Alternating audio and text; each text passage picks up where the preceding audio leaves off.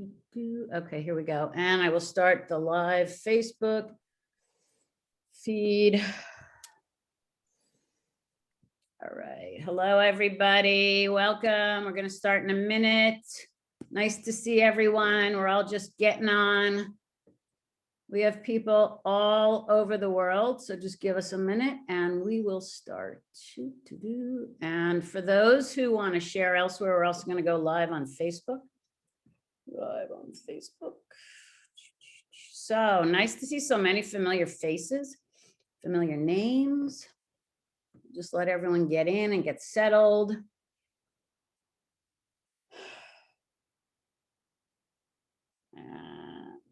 So we're going live. We're also live, so we should now be live on Facebook. Oops, sorry.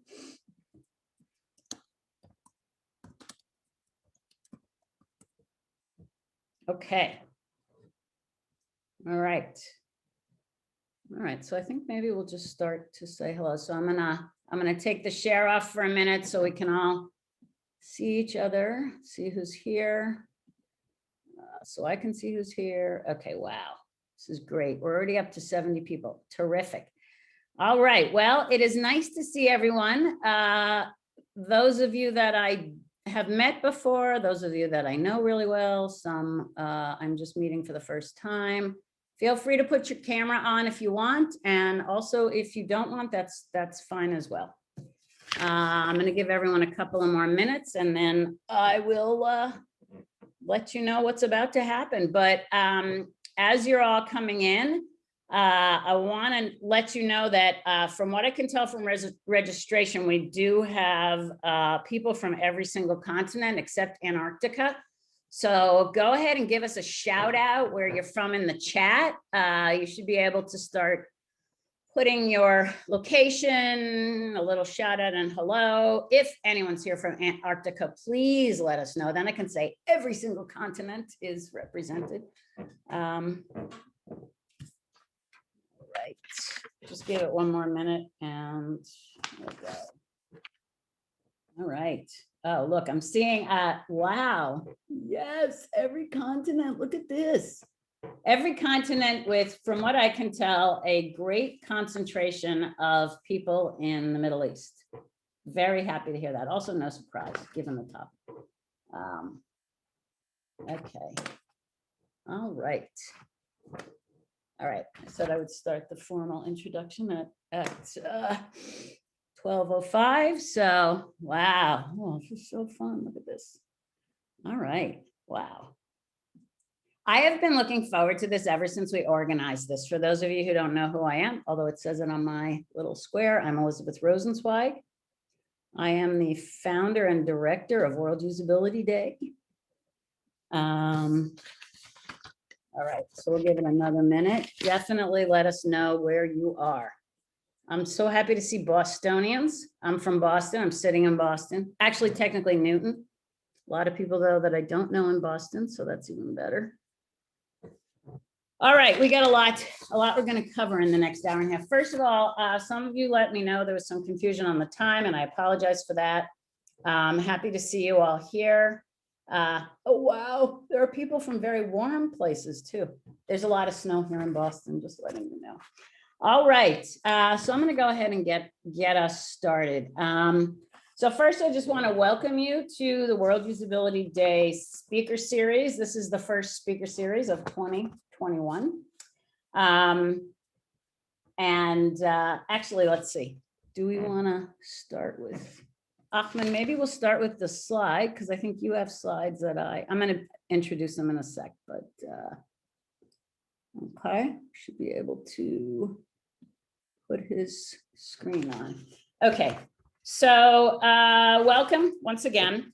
I'm Elizabeth Rosenzweig. I am the, as I said, the director of World Usability Day. So for those of you who are not familiar with World Usability Day, we started it back in 2005 with what used to be called the Usability Professionals Association. And now it's the Usability Professionals Association. Yes. Let's see. Here we go. Great. Okay. we're getting that on, sorry. This slide will support what I am gonna say, okay. All right. Can you guys see his screen? I'm having trouble myself. No? All right, sorry. I'm going to pause for 1 second and see what the technical difficulty is. Is it on my side? We can see his screen. Oh, you can? Just not me for some reason. Okay. All right, then I'll just keep pressing on. Okay, so World Usability Day. Our goal was to raise the standards of technology so that it works to harness the human potential for everyone. So World Usability Day is on every second Thursday in November. The events occur around the world to bring together different communities and celebrate how we can make our world easy for all. So 2020 brought about a lot of change. Obviously, I don't even have to go into all the details of that. But in terms of World Usability Day, we pivoted a little bit and actually went back to our original roots, which was to use our platform to initiate projects and activities that can happen all year round, not just in November. So we kicked off the design challenge. You can learn about all of this if you go to our website, worldusabilityday.org. We kicked off the design challenge in 2020. It was sponsored by SIG-Chi. And so World Usability Day, just the way it's spelled, .org.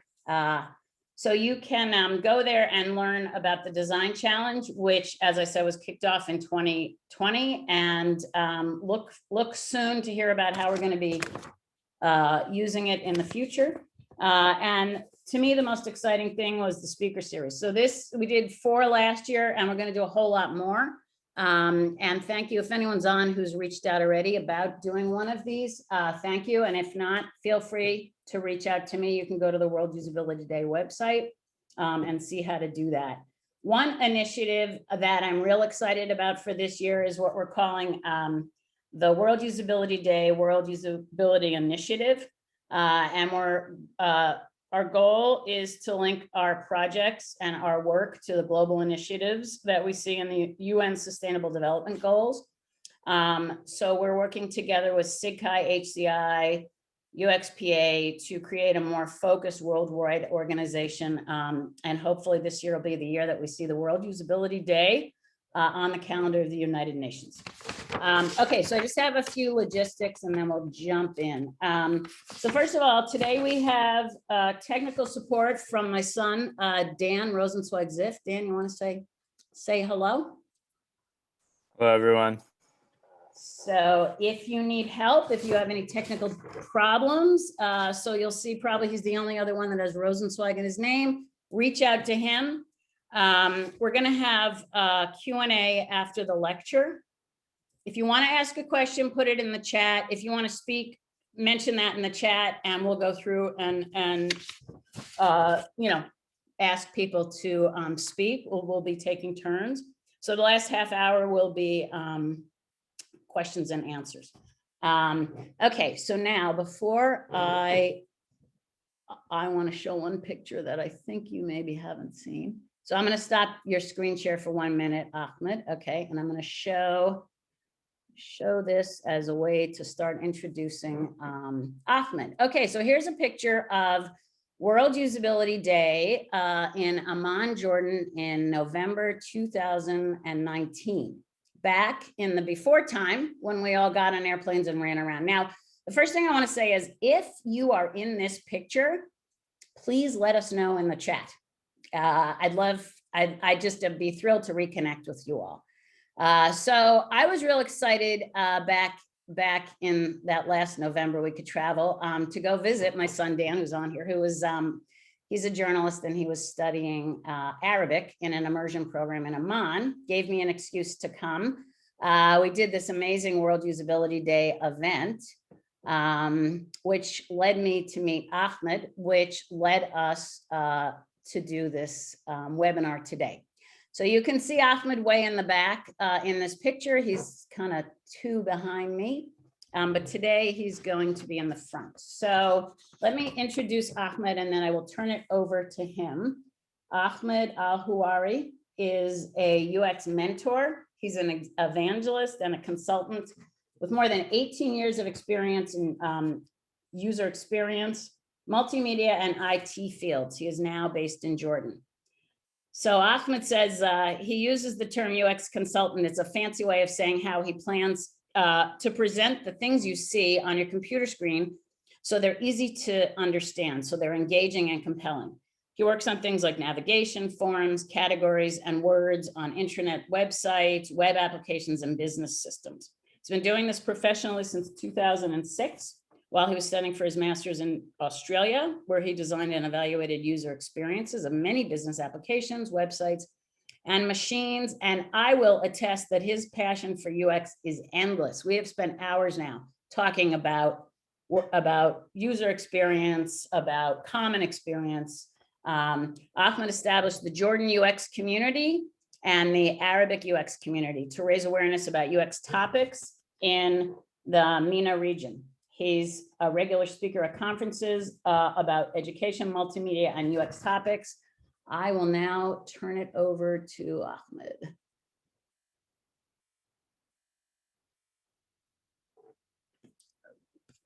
So you can share, and I'm also going to send you this link. Sorry. All right, everybody. Now we can unmute. Hello, everyone. It's very nice and welcome to have you in this session. Thank you, Elizabeth, first for this opportunity and to talk a little bit about Arabic UX and about all culture through this speech. Just give me 1 second to just reshare my screen and we can start from there. So just 1 second. And I'm happy that we have a lot of people today. Yes, we're up to 106. Okay. Okay. Sorry, always computer have some delays. You know what? It's happening to all of us all the time. I sort of feel like the more we've been living online, the more technical difficulties we keep having. So now I'm sharing my screen. Okay, that's also. When you see my screen, please let me know. Okay, I think everyone see now a white thing. So yep. Back to you. Yep. So welcome to the UX Through Arabic Eyes. My name is Ahmed Al-Houari. I am a UX evangelist, trainer, mentor, and manager. I have around more than 20 years experience now in the IT field. I started my career path in the beginning as a graphic designer and web designer in the late 90s. My first website I designed in 1998. Then I became a professional in Flash, Micromedia Flash at the ages before even Adobe buy it. At that time, I became the first, in 2003, I became the first certified UX designer, my Flash designer and developer in the Middle East. In 2006, I moved to Australia to study Masters of Multimedia. I finished my certification or my degree from Swinburne University in Melbourne and worked in many companies there in Australia. I spent around 5 years and a half in Australia, then come back to Amman. I worked in many companies in Jordan and the Middle East. In 2016, I moved to Germany and I worked with an international company called Citrix in Karlsruhe. Then after 1 year almost, I come back to Jordan. I established my own agency. And before around 2 years, I joined Orange as the UX UI manager in Orange Jordan. It's really my pleasure to meet Elizabeth in the World Usability Day that was being held in Amman. And really it's a pleasure to talk about our Arabic language because we have many things in common. So today topics, we will talk about the history of UX in the Arabic world, where we started and where we are now. Facts about the Arabic language, lessons I learned as an Arabic UX consultant and mainly about localization, and what the UX challenges for the Arabic world. And in the end, we will have the question and answers, and I encourage all of you to put your question. If you have any question come in at any time, please put it in the chat. So I will start with the famous word that a lot of you may be knowing. It's called Assalamu alaikum. In Arabic, it's the meaning and the hello and the greeting. So Assalamu alaikum, all of you, peace upon you. This is the most common greeting in the Arabic world. So history about the UX in the Arabic world. I it's like a personal opinions in the end of the day, and it's because of I have a very very long working in this field of the Arabic world. So I divided in phases. So the first phase was before 2010. So almost no one care or know about UX in the Arabic world. And when I am say about the Arabic world, I am talking about the whole MENA region beside the north of Africa. So we're talking about the Gulf countries, the Middle East countries, and the North of Africa countries. So we're talking about from Morocco in the far west to Iraq in the far east. So, and almost there was no jobs or no titles as a UX designers in the Arabic world. And maybe there was like 1 to 2 agencies starting thinking about UX. So as you see, it was a little bit ahead or a little bit behind the world. The second phase, I put it from 2010 to 2015. More companies start to think about UX. We have some dedicated agencies that working as a UX agencies, not a digital companies or web design companies, and they to pretend to sell or market UX and within them. 4 to 6 agencies as maximum within the Arabic world. And later on, when I'm making forward in this presentation, you will see how much it's a very small numbers really for the Arabic content and the Arabic world. Then from 2015, 2020, I can say it's the starting of the booming, and more to be specific in 2018/2019, more companies start to think about UX. Now it's very regular to see UX jobs in LinkedIn and different platforms that we have. And we have more than 10 agencies that working in specifically and in the UX field. And then from 2020 to 2001 to the future, like this is stage, everyone now is almost talking about UX. So it's really booming now in the Arabic world. Many new jobs, and we now see like, dedicated UX researcher, dedicated UX designer, dedicated UI designer. In the previous years, it was just having like UX/UI, and even it was UI with some UX activities. So the maturity of the market, it's still in the beginning.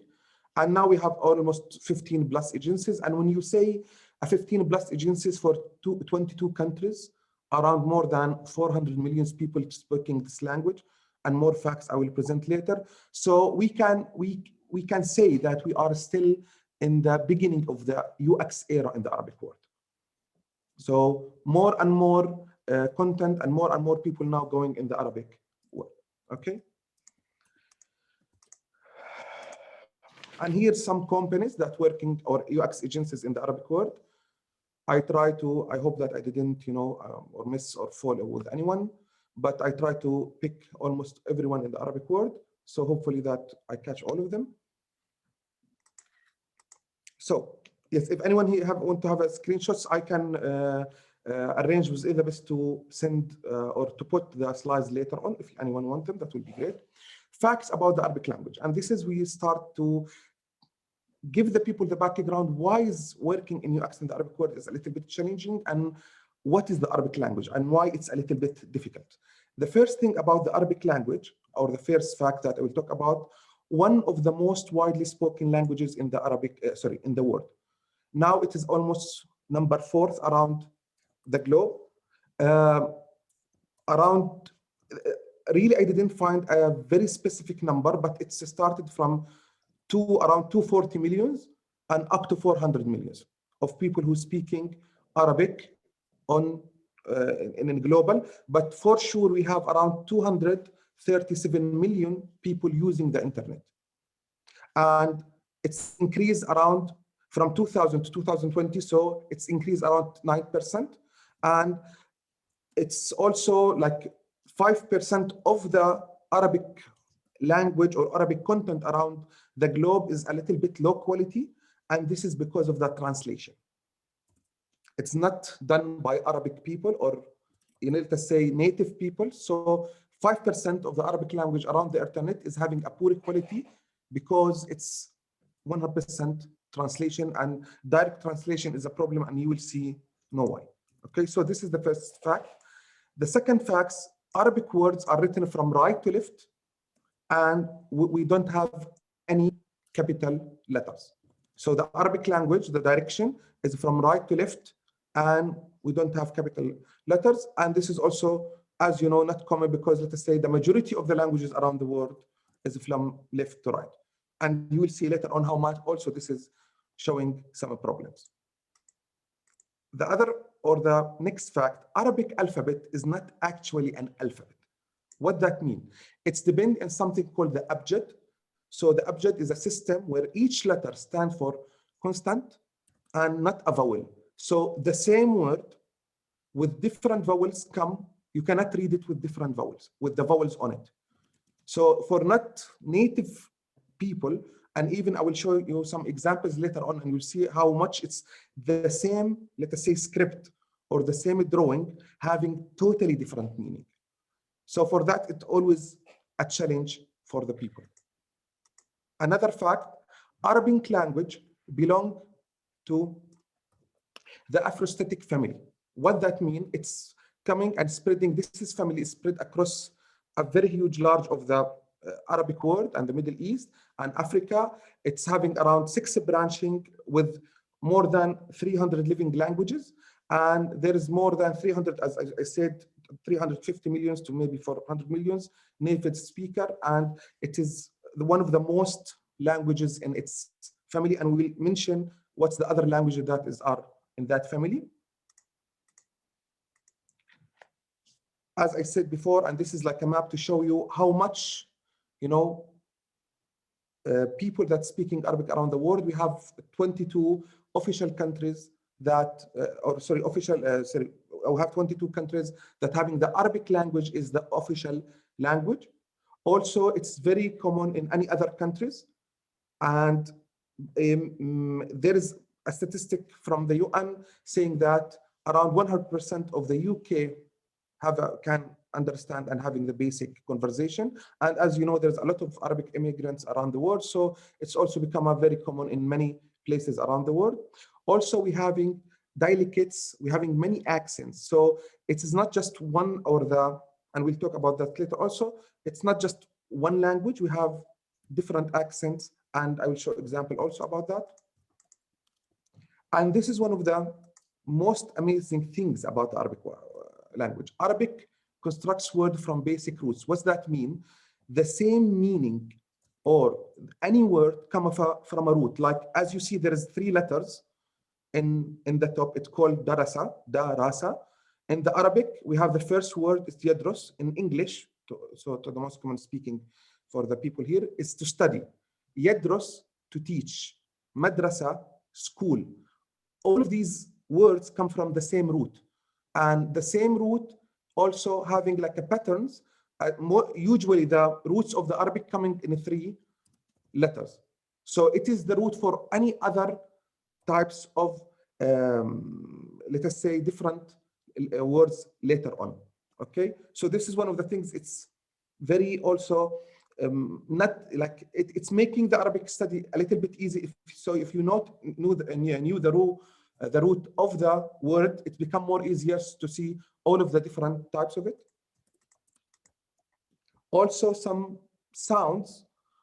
Arabic has sounds that just doesn't exist in other language. I choose one of these sounds.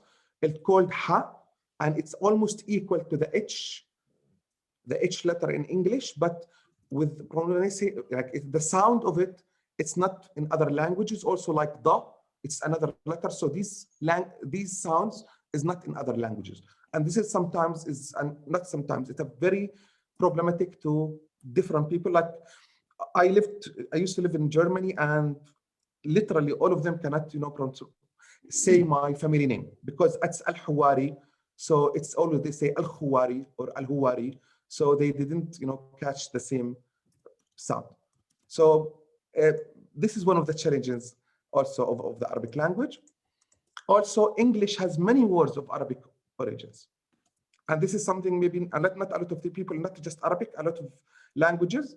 Like we having the examples like barku, apricot, algebra, alcohol, algorithm, cotton, sukkar, sugar in English, sukkar in Germany, and it's coming from the Arabic word sukkar. So this is one of the things that also, like Espanol, especially, for example, they have around, I think they have around 10 to 20 to 15 of their language coming from the Arabic language.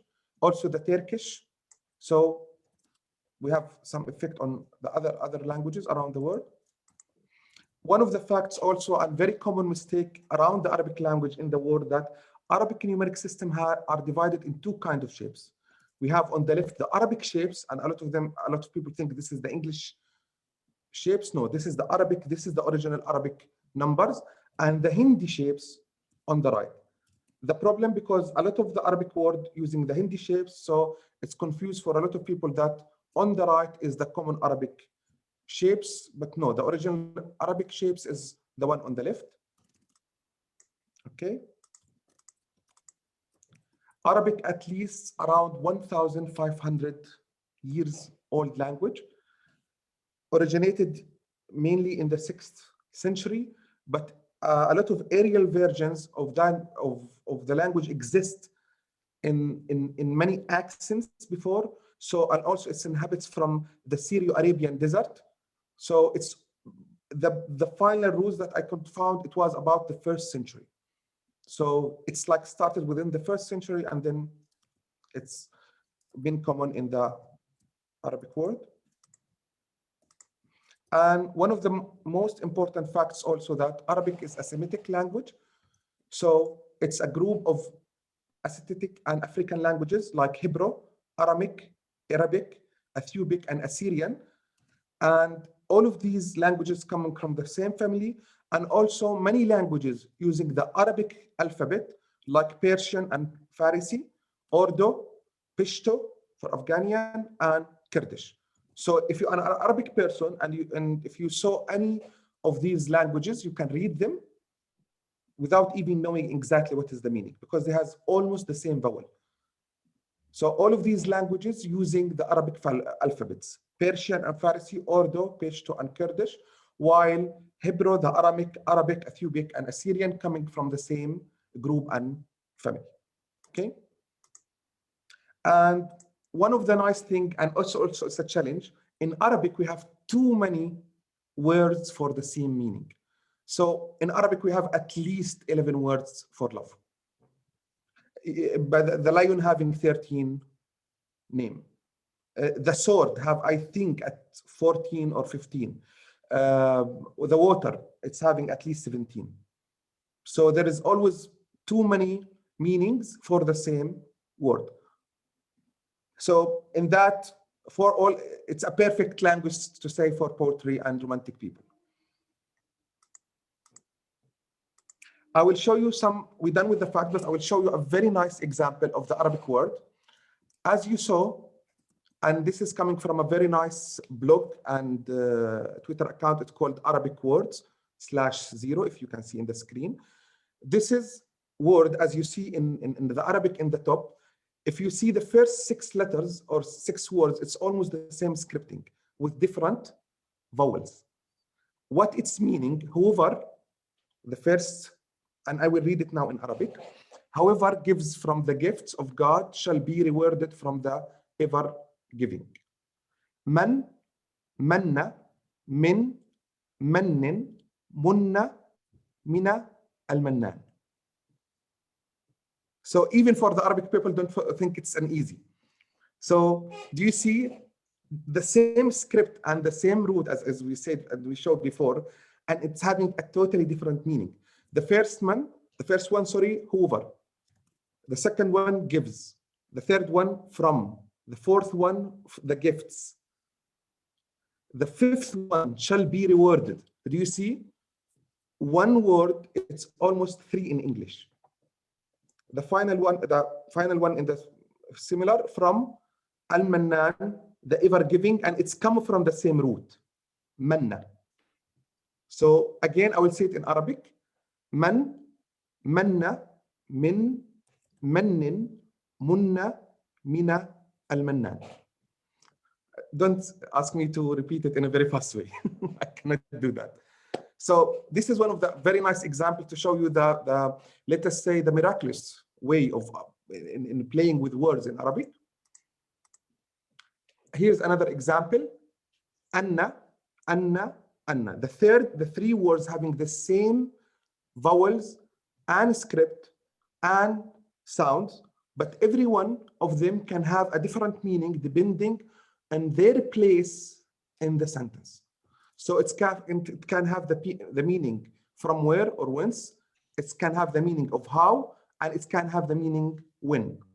So depend on the context of use, and this is one of the majority things about UX, that always context of use is a very important thing. So as you see, this is letter having the same vowels and it's having a different meaning. So this is also a challenge because you must know, like you cannot just give me the word and ask me, how is that word work? You must give me the context of use so I can tell you the translation. Also another example, okay? This is a word and this is the meaning of it. To blow the waves, to blow the waves cut it ways through water. تمخر أو تمخر. So Arabic words having some like single word, but sometimes it's needing a whole sentence in another language to describe it. So the challenges about Arabic word, as you see, and all of the facts and nice things, that really it's a very rich language with many different words. The idea behind, and I will talk more now about the challenges, the idea behind that it's coming from right to left and left to right is a very challenging when we implemented in UX, and we'll see now some examples. Okay, so lesson I learned as a Arabic UX consultant, and it was really, I am lucky. I always consider myself lucky that I started as a, by the way, I studied computer science in my undergraduate. So I am a programmer in basics, but I was very crazy about designs and colors and multimedia. For that, I studied masters in multimedia because I always like graphics and animation and games and all these things. And I, by the way, I built a lot of these in the golden age of the Flash and Macromedia Flash. And that gave me the ability to be understanding programmers and deal with designers on the same level. So I know exactly what's come from designers and also come from developers, yes. Another thing, I was being blessed of that I am Palestinian originally, lived and raised, and I'm Jordanian, and my mother is Egyptian. So I came from almost different cultures, and it's really also enriched me about how different culture in the Arabic world really is about. And also I lived in 2 different Western countries, Australia and Germany. So I a little bit traveled around the world. Also, I traveled around 40 countries. So I have really traveling and meeting people from all the other people, really giving you a very good lessons. So these lessons, I worked some projects in the Western countries and the Arabic countries. And I started with this famous, as you quote for the Godfather or the, user experience, Don Norman. User experience encompasses all aspects of the end user's interaction with company, services, and products. And if I can add, and culture. Culture is always a challenge, and it's very important. Okay, so if can I start? Localization in UX way beyond text translation. This is like the major lesson I learned through my work in different countries, and not even from Arabic to Western countries or, Arabic to foreign language, even within Arabic to Arabic countries, even with the same language, Arabic language, we have different things.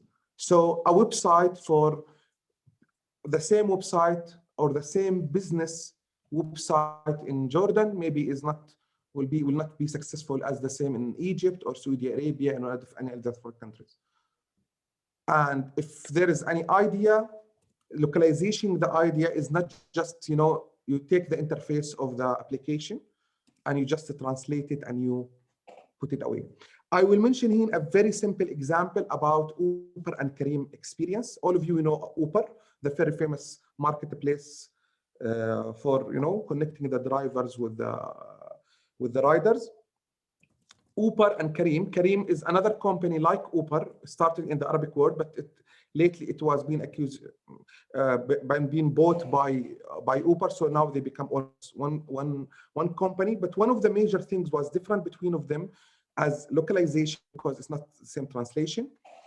In Uber, you ask for the address and then you ask for where you are located. In Careem, it's the opposite.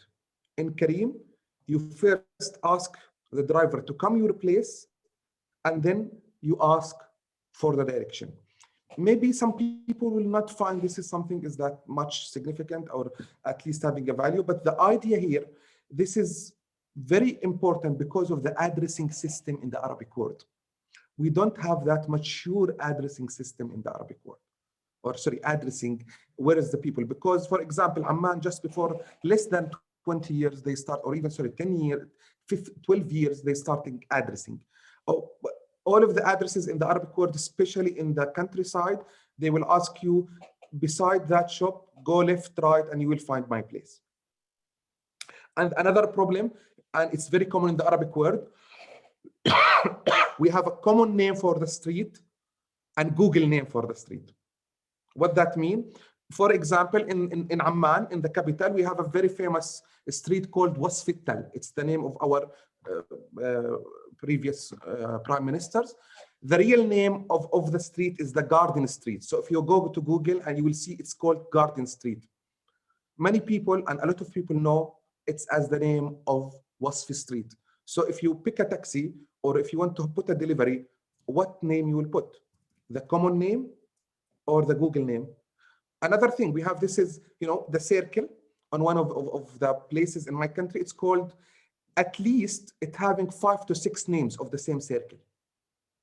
So it's Makkah Street, because at the end of Makkah Street, so some people called it Duwar, that meaning circle. So Makkah Street, some people called it Al-Sha'b Street, the people street, the people circle.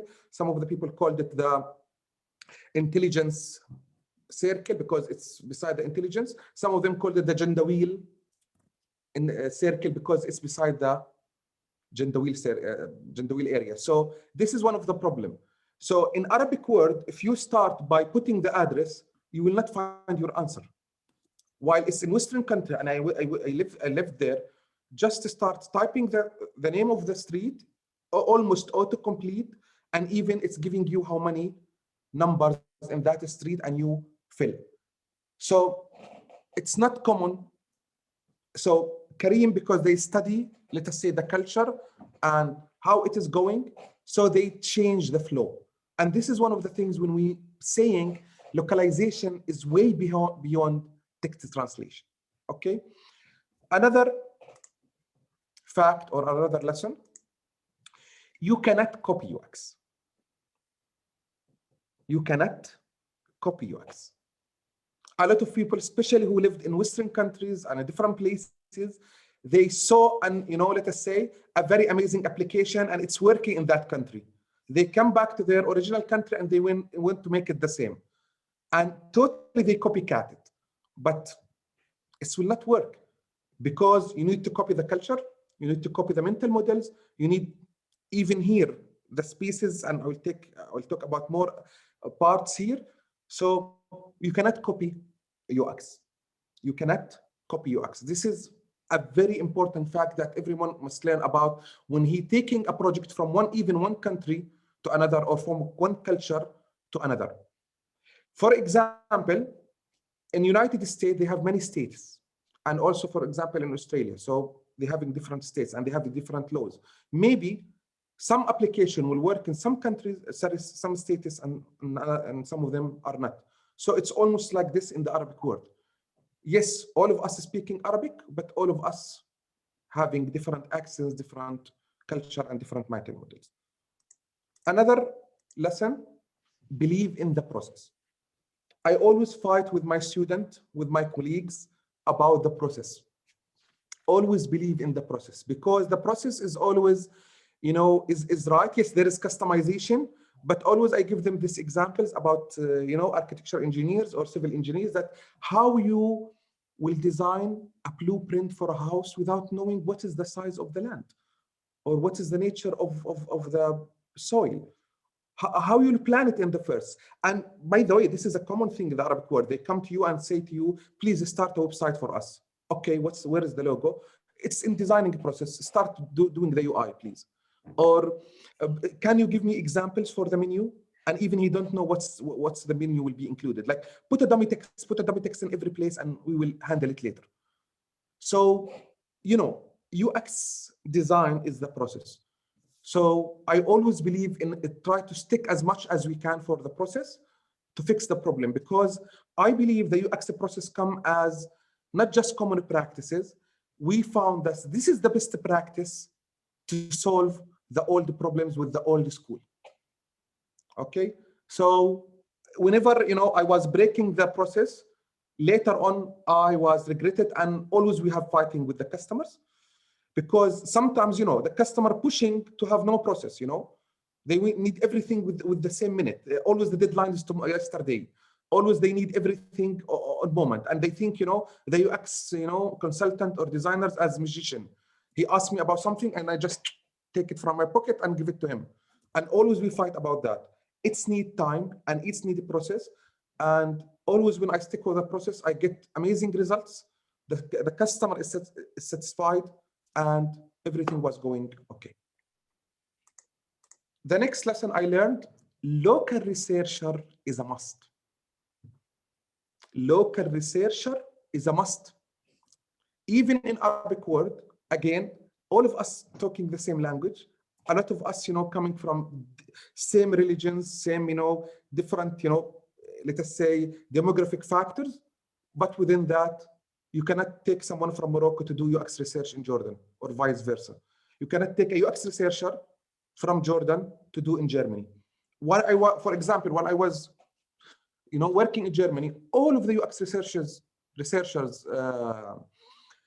jobs was always having that you must be fluent in Germany.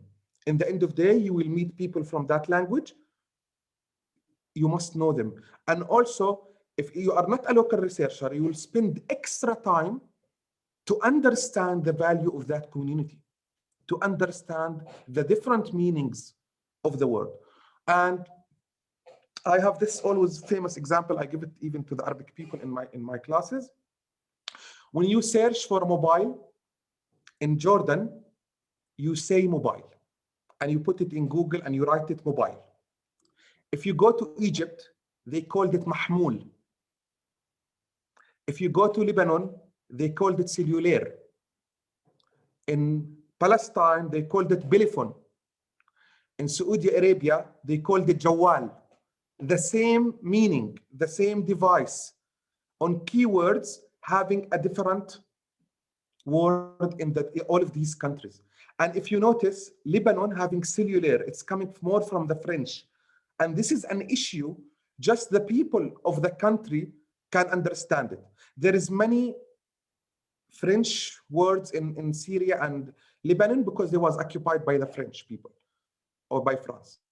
In Jordan, we was occupied by the British. For that, the major language is English, Arabic, and we're having websites with English. In Lebanon, they have it with Arabic, English, and French. In Tunisia, Morocco, Algeria, and even the funny thing, in Tunisia, they're having Arabic and in French. They don't have an English countries. So, and also, we're having many words coming from the Turkish language. And we use it on a daily basis. So this is the idea. If you are not from this country, you will not understand what this word means. And even in Jordan, we have some words different from the people living in the north to the people living in the south.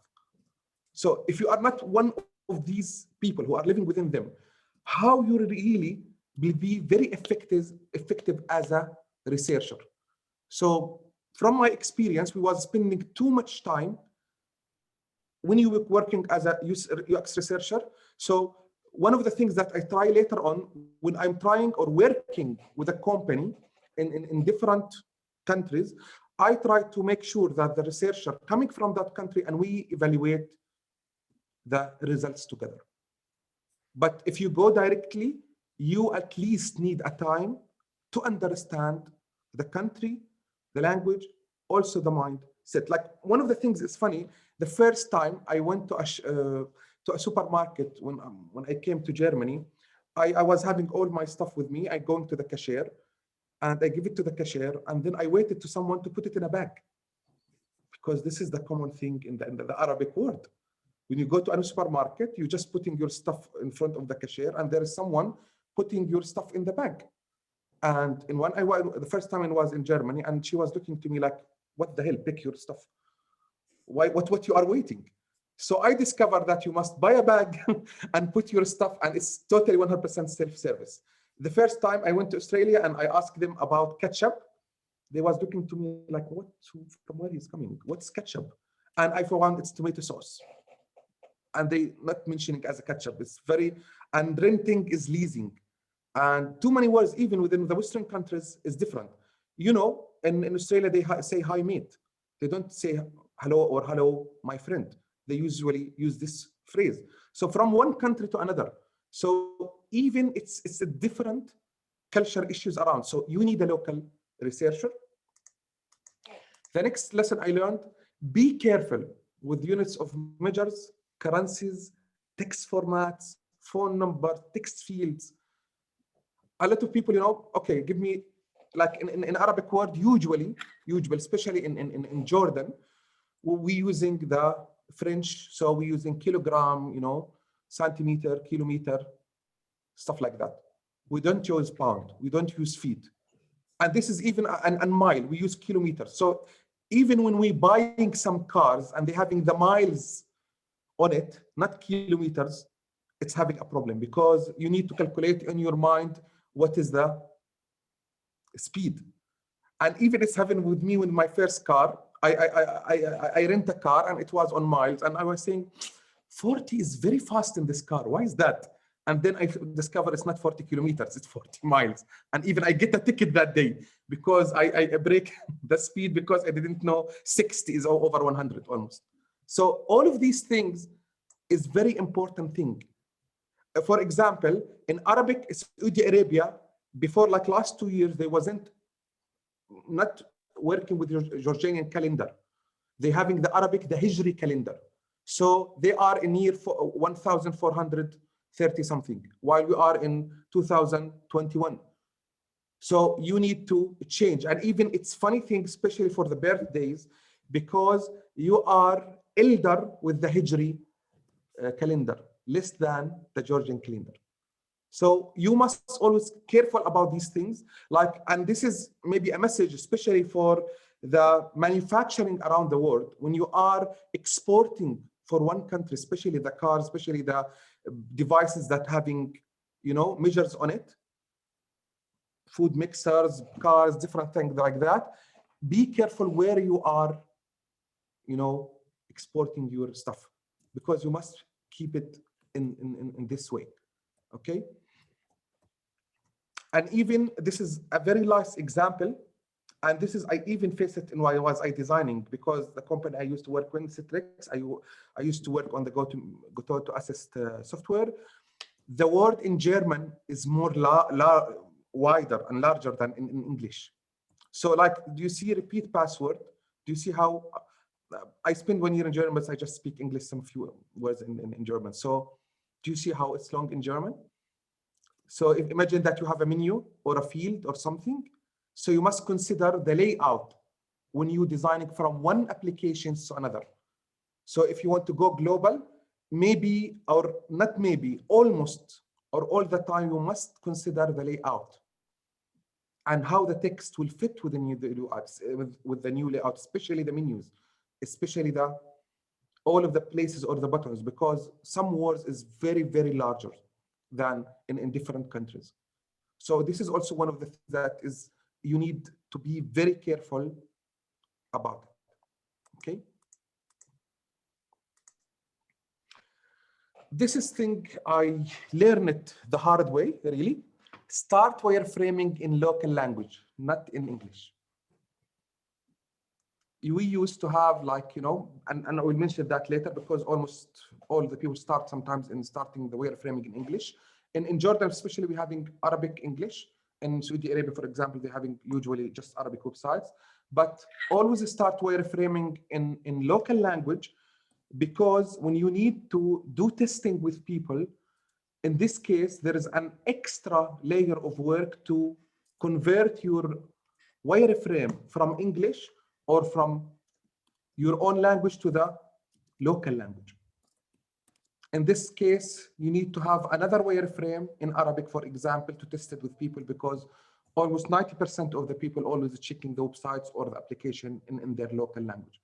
And we have even having this joke that it's saying he used English in school, he used English in the restaurants, in the hospital, in many places, and when he come to the local ATM, he pick Arabic because there is no kidding with money. He don't want to misunderstanding any word within the ATM machine. Okay, so really it's very important to start your wireframing with the local language, despite the fact what that language is. So you're saving time when you're starting for wireframing, that the wireframe is ready for the local people, because always the local people is even very familiar or more happier to hear their language and see their language. And also this is one of the jokes that happened with me in Germany. I was going to the movie for the first time and I entered the movie and I was waiting for the translation, and then they start speaking in German, and oh my God, it's dubbed, it's not translated. Because in Jordan, we don't dub them. The movie come in English and we have the subtitling in Arabic. So then I learned they having like original, they call it original scenes or original movies, and you go and see, at least hear them in the original language. And one of the funniest facts also that one of my friends tell me in Germany, they have a very famous actor doing James Bond into, the very famous series of James Bond movies, 07.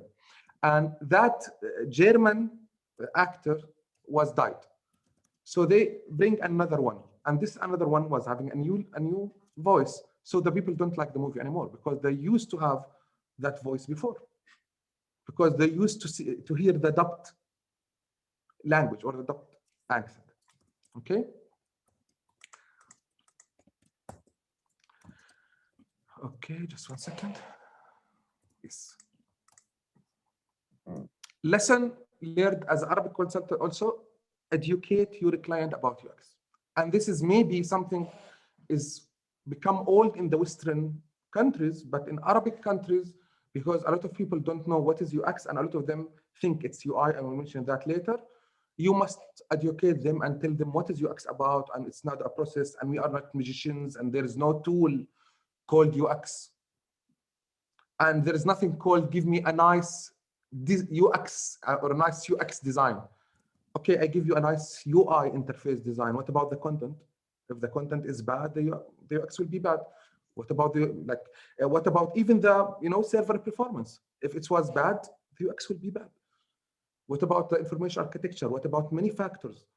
So they just think about it like, okay, it's a magic or it's a prestigic thing, and they say we working in UX.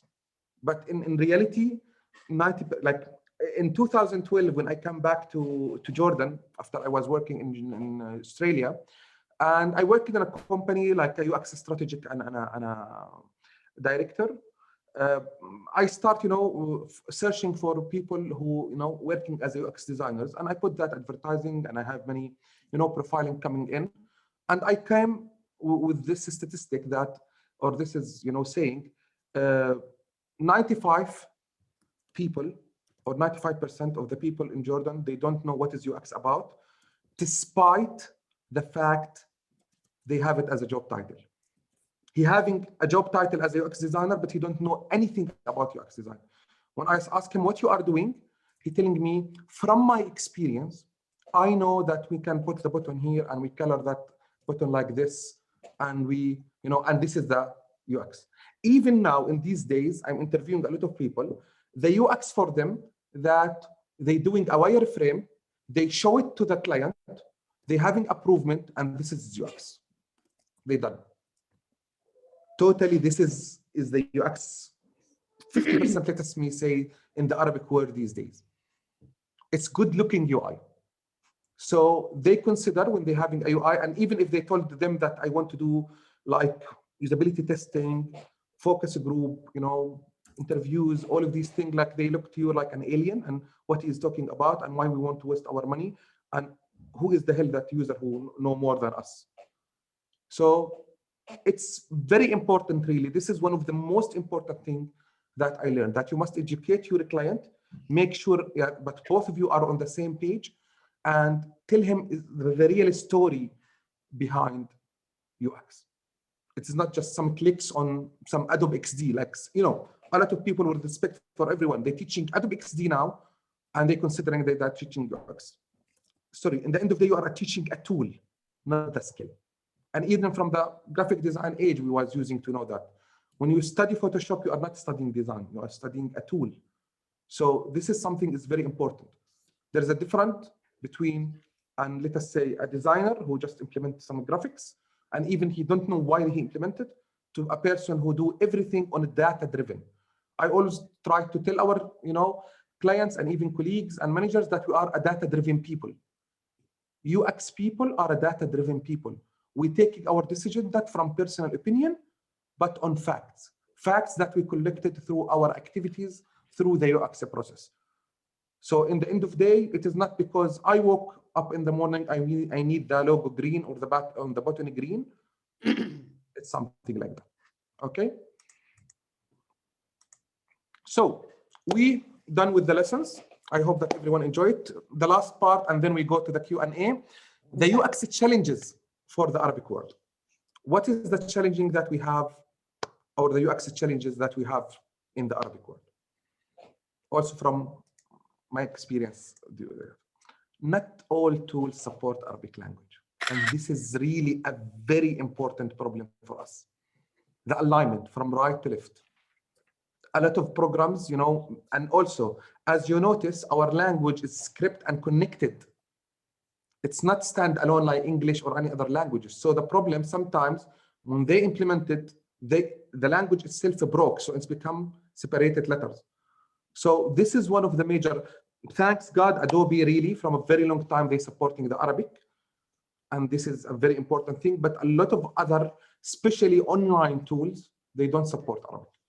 So even when we have a drop, for example, drop list button, okay, or a drop list, sorry, we have it, the arrow, even if we write it in Arabic, the arrow to the right and the letter to the right. So it's not on the opposite. So when you open it, it's misaligned. So sometimes for that, if you see an Arabic language that's centered in the middle, this is like the almost the minimal damage that we can do. So this is one of the most important challenges that we have, that tools is not supporting Arabic. And this is all the time the challenge. You will not believe, like maybe, for example, I know maybe After Effects is not one of the most common tools that we have, but it's just supported Arabic for less than 2 years. Sketch wasn't supporting that much. So too many or many, you know, this is a challenge because we cannot implement, you know, even if some tools are having some nice things or some nice features, sorry, we cannot use it on Arabic. You will be surprised. We was using Arabic. We was using Illustrator to build wireframes, and Photoshop, even when Adobe XD was there, because it wasn't that much supporting in the beginning. In many programs, we was writing in Arabic and copy paste in another third party, and then come to the final program to having Arabic content in the right way. Also, one of the problems, even I can show you now, even in Zoom is not supporting Arabic, because if I write a sentence and it's having Arabic or English inside it, it will be destroyed, the direction of the sentence. So this is like, you must put it on a separated line to make sure that it's read in the best way, even in LinkedIn, even in Facebook, not just in UX. The UX experience from right to left is really a challenge for us around the world. The next challenge, how to apply a process in a company without a process. In my early days in the consulting, I was, going to the company with this, like, oh, for sure they must know UX. And I was asking them, are you implementing UX? Then later on, I learned I must start with one question. do you have a process in your company? Yes or no? If yes, we can discuss UX. If no, it's useless. You cannot implement UX. Because how to implement a process, an environment, they don't have a process. As I told you, they have the deadline yesterday. Anything can come and change everything. They don't have like solid, as they say, solid requirement. And also one of the funny stories that had with me that I went to consulting for this company, that the company is having a payment gate and payment methods online, and they are very good on the technical side. Really, they are one of the top companies that we have in Jordan. From the design and the product management side, when I start sitting down with all, to do the stakeholders interviews and start understanding the business and inside the company, when I was asking them, all of them, what the process that you're applying in the company, lean, agile, hybrid, scrum, XP, whatever, the process that you're having, all of them was answering with one question, al-faz'a. Al-faz'a meaning in Arabic that like emergency. This is the process they have. They work on something until another something coming. Like the CEO come and tell them, we have an urgent thing. I'm going, for example, for exhibition. Please finish this feature before I go. Or implement this before I go. And it's like this. Do you know how much it's destroyed? And even about the process and the organization, I also add on this slide, the organization structure is wrong. How come the UX people will be under, for example, the technical people or business analysis or QA? In that company that I'm talking about, the head of business analysis was the same head of QA. It's like, no way it can be happen. Yes, it's happening in some countries, in some companies that we have.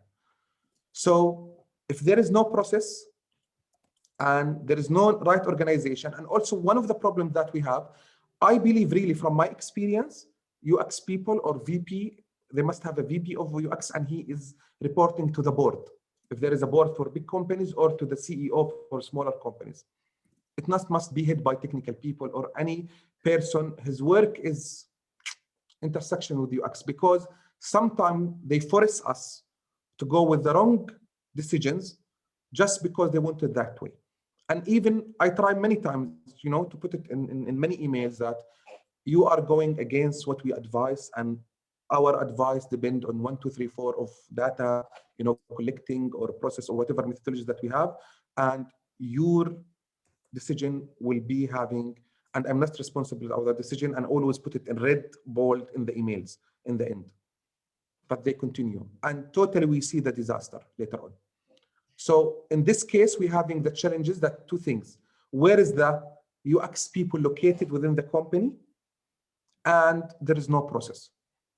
So how much should they talk about UX if they don't have a process internally? The way UX will not work. Okay. Lack of content about UX in Arabic.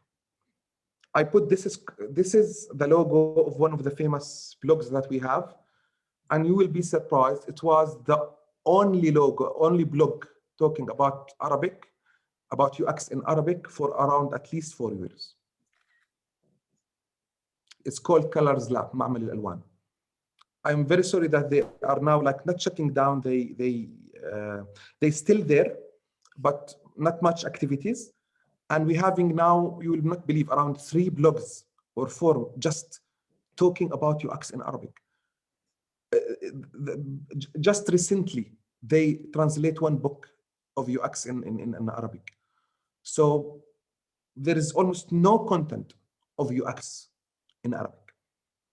So usually the people will be more comfortable to learn in their native language. So this is one of the major problems really that we have, that it's the challenge, that lack of content about UX. So this is one of the things that established the Arabic UX community, to have more and more, also, let us say, more quality content. Because also some people translating without understanding the spirit.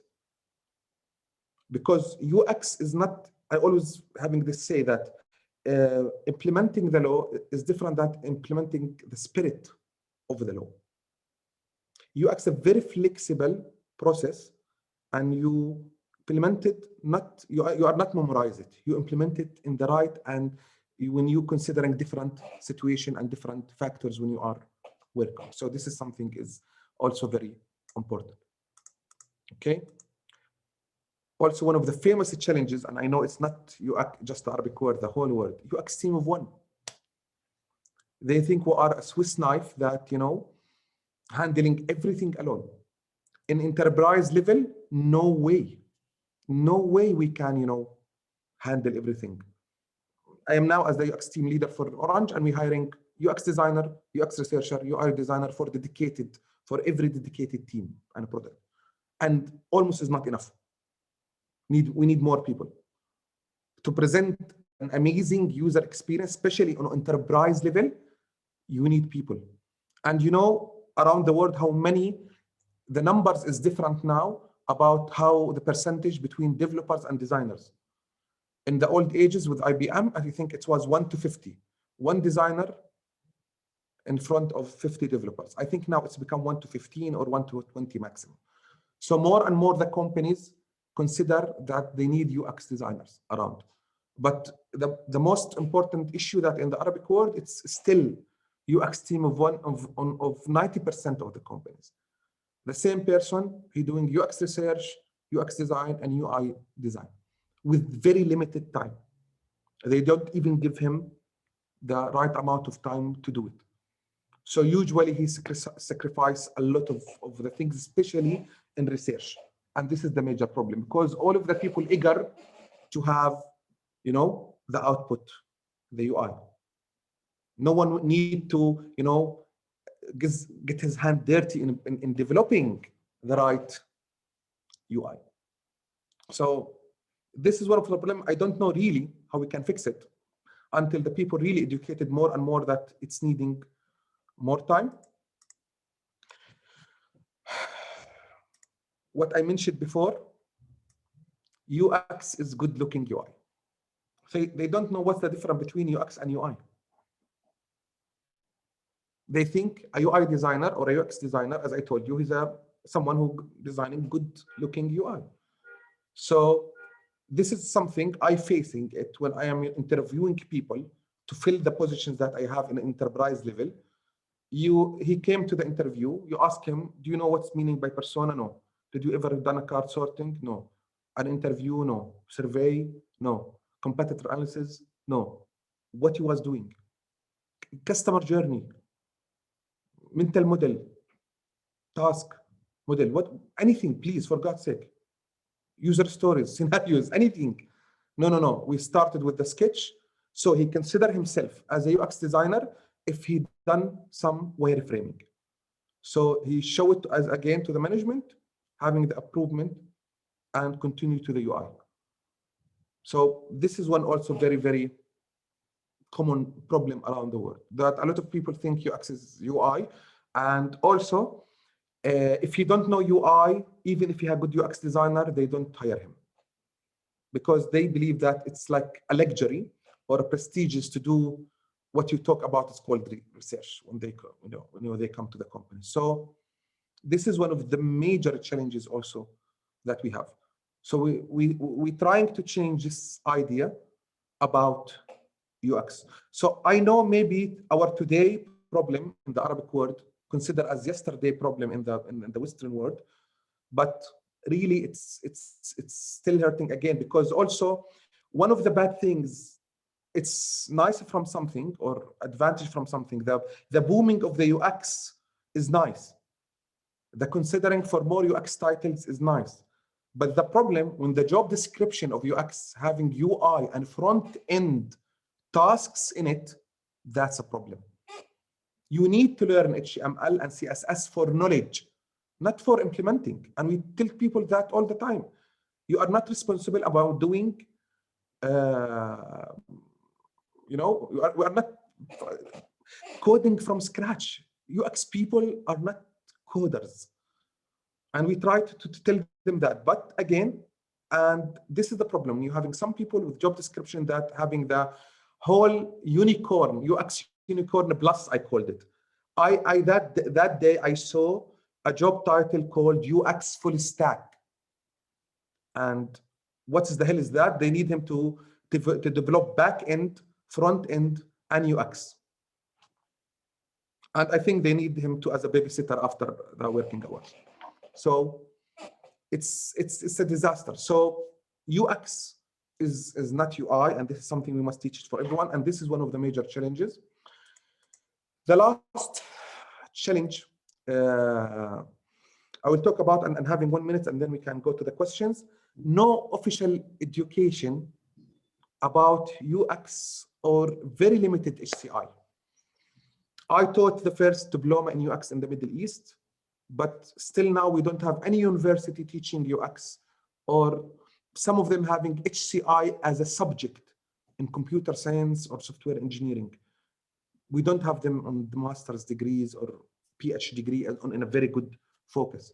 They having, like, for example, a research about HCI while he taking a software engineering or computer science or computer engineering degree. There is no dedicated degrees for HCI and UX, and this is a problem. In undergraduate bachelor, a lot of students don't know what's even the shortcut for HCI. So because there is no professional education, also it's still limited. So if I want to summarize it, we have a lot of demand, but with very low resources for teaching, education, and all of these things. And the problem also, if someone try to take an Western or external, certification for Arabic word economy, it's very expensive. I am selling courses for $150, live teaching, not recorded videos, and they consider it expensive because of the economic thing. They get some salaries, yes, but the maximum salary is still not that much. So, and it's vary from different company to another on the different skills. So hopefully I summarize what is UX through Arabic eyes, my eyes. And I hope that you enjoy it. If you have any question, I will be more than happy to answer it. Thank you very much for your time. Thank you, Ahmed. That was wonderful. I'm going to applaud for Thank you. everybody. I'll share later all the wonderful comments we're getting. So we have some time for questions. I'm going to put them together. There, it's interesting. First of all, we have people from all around the world. I'm so happy you're here. Before I just read some of the questions, which there's some overlaps. I just want to comment, some of what you talked about, I feel like after all these years, I'm still experiencing too, like getting buy-in and trying to explain what I'm doing. And it's interesting and helpful to hear that it's going on everywhere, but also I think the problems might be different in each location. So that is a good segue to these questions. I'm getting a lot of questions about how you deal with say a city like Dubai or a place where there's so many dialects and so many cultures within one location. So how would you balance that? Like, how would you pick where to start? Okay, knowing what is the common ground for all of them. So the common ground for all of them is Dubai. You pick in this case that, for example, all of them having addressing system, way of payments, and they didn't mention that, but payments, because electronic payments in the Arabic world is still in many countries is very limited. So this is something. So to know what is the backbone and the background of your customers on especially technical issues, this is a very important issue, especially when they are dealing with different type of people. And then try to talk with different, put them in segmentation, talk to them, try to design to the common persona with considering the less people. So you need, like, when you, like, especially we have that when we're designing in Orange for, we at the end of the day, we're designing for the whole country, 10 million people. Some of them is, very educated. Some of them is, technical people. Some of them is labor people. Some of them is moms in house. Some of them is working moms. Some of them still even in the university or late in high school. So we put them in different, segmentation. And even sometimes we have for them different products. So for example, we have the different website or microsite from Orange Portal for youth. We have a different solution for example, for Orange Money people. So we have My Orange and Orange Money as a two separated applications. So you must understand where is the factor that really separate your people to two groups or to segmentation, so you can handle them. So I believe research here is not just a must, super capital must. When you're having different people from different background, classic solution will not be the right answer. You must go very specific and deep and see where you can align them in specific things. And always we can have, examples for migrant countries where they having, especially for example, I learned that a lot in Australia, because in Australia, yes, all of them are speaking English, but all of them having a second language. And the number of Greek people in Melbourne is after Athena. So like you're having another capital for Greek people. So you must understand the language, even the color, culture, how they will deal, even, many things around. So research and trying to put them in groups and see what is fitting with everyone. That's helpful. So let's see. First of all, I see one person, Maya Fayed, has your hand up. We'll get to you in a minute. But I did have a few other questions here from the chat. So one of sort of related to what you just said is, do you find that people in the Arab world tend to know more than one language? Do they gravitate towards one, that's like their native language, or like how do you deal with that? Because of the globalization and the order of the world, and this is a factor, we must not be blind about that. Let us say the Austrian language is dominating. So especially all of you educated people, English is a very important language for them. And all of them, and a lot of companies, even you'll be surprised, in Jordan having an English website, but they don't have an Arabic website. I can say 60% of them having an English website in Jordan, but they don't have an Arabic website. So it's very important. And in other places in the Arabic world, they're having always a second language, French or English, or sometimes Italian. So all of let us say the majority is talking a second language. Saudi Arabia was having a very special situation because they was focusing 100% almost on Arabic. But within the last 2 years, because all of the politically changing, they now more and more English going around. The first advice I always give it to my student about studying in UX or study UX, they must having a good English as a reading and listening. If they don't have a reading and listening skills in English, how will they learn UX? All of the books in English, all of the courses almost in English. So if they don't understand and listen and read English in a very good way, they cannot study UX until we have some good resources and enough amount of resources about Arabic thing. That's very helpful. So there's a few questions that are overlapping here in terms of, those of us from the Western world who have started maybe a few years earlier, and what have we learned that we can, share, and then also what new things are you learning? So I'll just say this. For those of you who are saying, it's hard to find opportunities in the Arab world to get involved, I'm going to turn it over in a second to Ahmed to answer that. But one thing I've noticed is to volunteer for internships, even if it's unpaid internships. And that's a way to get started if you have no experience. But particularly some folks are asking, like in the Arab world, they want to get more involved. They want to do more of this kind of UX work. So what other ways can you see for them to get involved?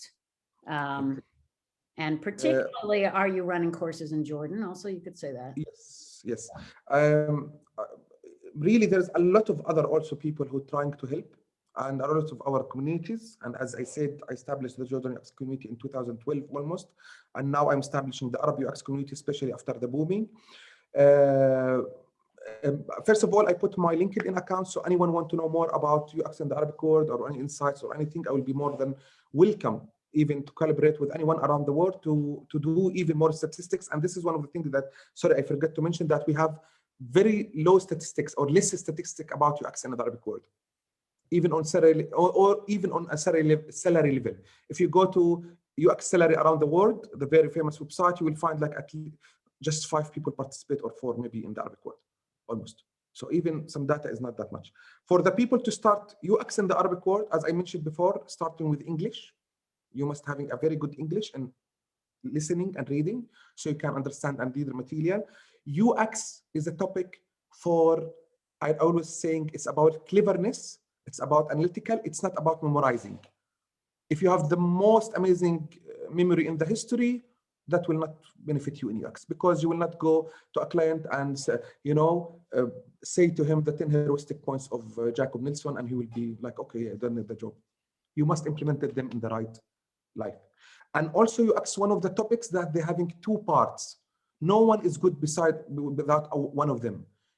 Knowledge, okay, and reading and science, and implementation, practicing. You can read 100 books about riding the bike. That don't mean that you will become a good bike rider. You can read 100 books about swimming. They will not save you from drowning when you jump in the water. You need to get your hands dirty. You must do mentorship. You must work for free sometimes. And you can pick the people that you want to work for them for free. Go to an NGO and build a website for them. Implement that. Help someone, one of your friends. But you must understand, conducting all the courses around the world, reading all the books, is not like going and starting a project, talking with people, doing research, monitoring them while they're doing a usability test. I cannot consider really, and I'm sorry to say that, any UX designer who didn't done usability testing in his life. Sorry, I didn't consider him as UX. Why is that? Because he's missing the heart of the UX process. We do usability testing to test our assumptions. In the end of the day, even we are the most experienced people around the world, always the users surprise us. So the most important thing that you've done all of the UX practices and try to practice more and more and more and more. The more under your belt, the more you're doing, the more you become experienced. So maybe I have now a 14 years experience in UX, 20 in total, but I always say I'm still in the beginning. We're still learning. Many things coming ahead of us. The technology is evolving around us. So no one is expert. All of us is learning. A good UX designer, a person who can apply the process with considering the environment, the users, without losing the spirit of the UX process. It is not about applying the steps of the UX process. It's always apply the spirit of the UX process. So sometimes I cannot do research. At least I try to find some statistics. I try at least to talk with a couple of people. So we try to do all the time part of the UX process if we cannot do full of it. So if you want to become or start in the UX, you must think about it in that it's an ongoing study, ongoing trip, and you cannot work UX / something else. Really, from my experience, UX is a full career and full life even. You cannot be UX / developer / business analysis / whatever all of these people doing. And I was like surprised what they're doing really. Sometimes it is not enough to be even a UX researcher. Sometimes there is many things. So start with everything and then go specialization. Focus on one topic and become a master in it. So I always say this thing. When they talk about a topic, your name must pop in their heads because you are the expert or the master. So work until you get to that place. Work on yourself, and again, practice and knowledge. Practice and knowledge. One of them without the other, you will be like a humping guy in the UX. You are okay, you have the knowledge. Yes, you're nice, you can talk. And this is one of the things I was being lucky during my life because I'm a trainer. I'm teaching UX, and even before that, graphic design and Flash. And always I was working on companies because you cannot be a teacher without having your hand dirty in the field. So you need real examples. You need to go around. And again, I was lucky that I traveled and lived in many countries. So yes, the more, and this is something maybe HR people may be against me. Don't stay in any company more than 2 years almost, or the same project more than 2 years, because you need to learn more systems. You work in an ERP system, nice. Go to fintech, go to informative, work on mobile, work in devices. I have a product design experience. I designed a ticket machine, vending machine, a telephone, remote control. It was one of the amazing days, really. So go around, try any project you can participate in, go in, even on volunteering. The amount of information that you learn through doing the process is priceless. The next question, if you want to. Well, I mean, it's hard to sort of follow that up, but that's very profound on a certain level. I just want to say that's why I enjoy working with you so much, Ahmed. You know, you see the big picture, but you see that we're all like, we have common ground and we got to sort of work together on that. So one big question is, what's the biggest takeaway that you would share for designing for the Arabic world? Like, what should the rest of us come away thinking? Okay, yeah, like localization and all that, but like particularly about the Arabic world.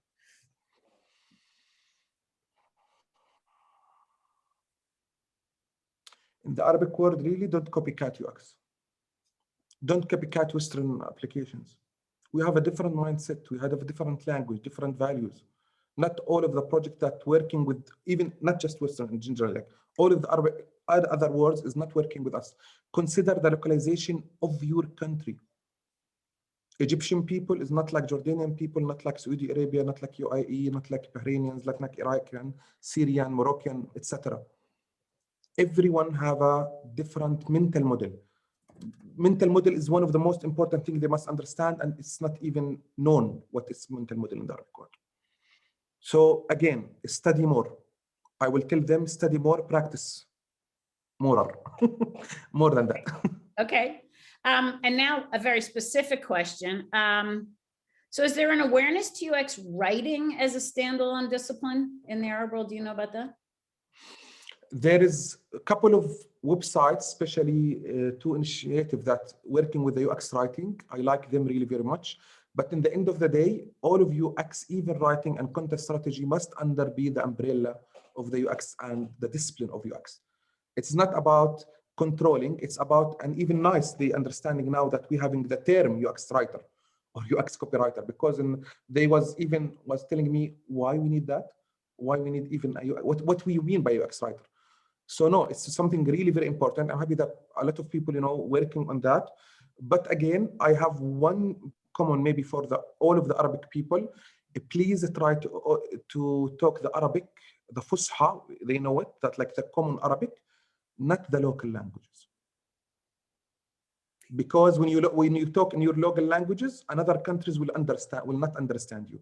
So this is one of the, let us say, that rules that we have, and one of the things that we will not break in the Arabic community, US community. We will have the standard Arabic language, so everyone in the Arabic world will benefit from us. But that not meaning don't use slang, or let's say a local language in your product. No, you can use that for sure. But when you are going for teaching, no.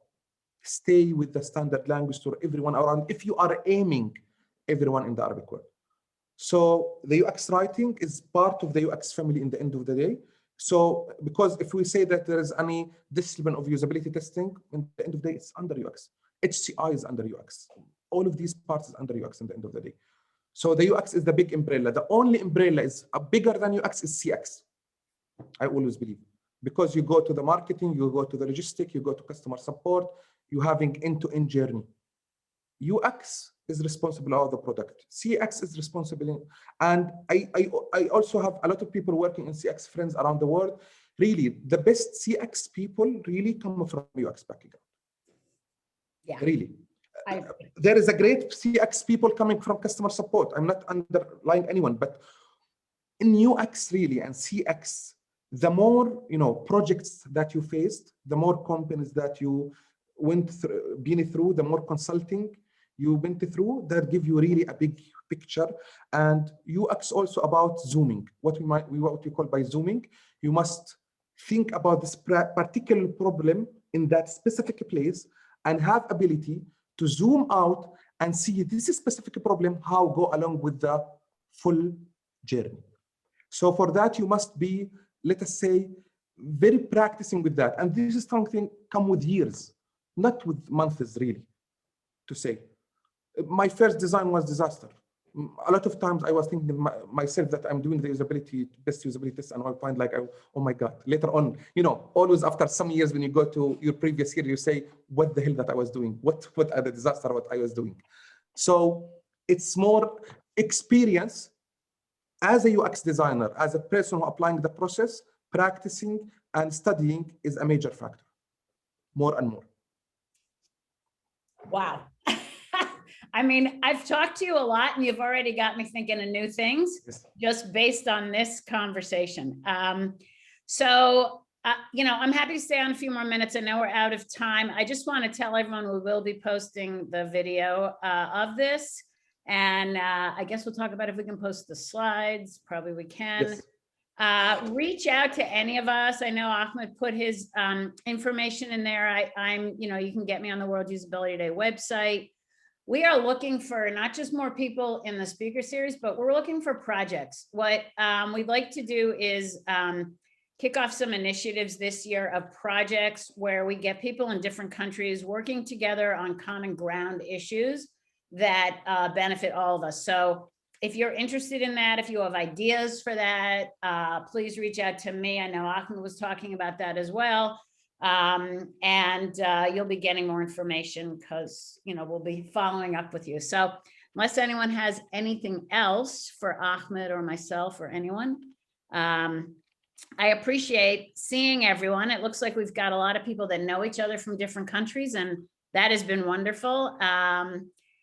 And I'm happy that everyone came. So I just want to mention, we've done a lot of these, and between Ahmed and I, we were talking about how people sign up and then what percentage actually show up. And so he was saying sometimes 25% show up. I've seen 50, but we had like 60% of the people show up here. So that's amazing.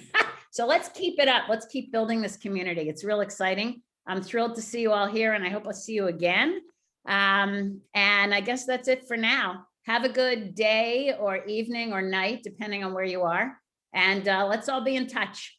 Make the world better by designing things better, right? Yes. Can I just say the last thing, if you allow me? You have the last word. Go ahead. Okay, no, thank you. First of all, thank you very much for all your presence. I know it's a very long 1 hour and a half. Thank you very much for your time. Thank you also for all the people who was sharing their camera. So as a lecturer or some person who see the other faces, how they react.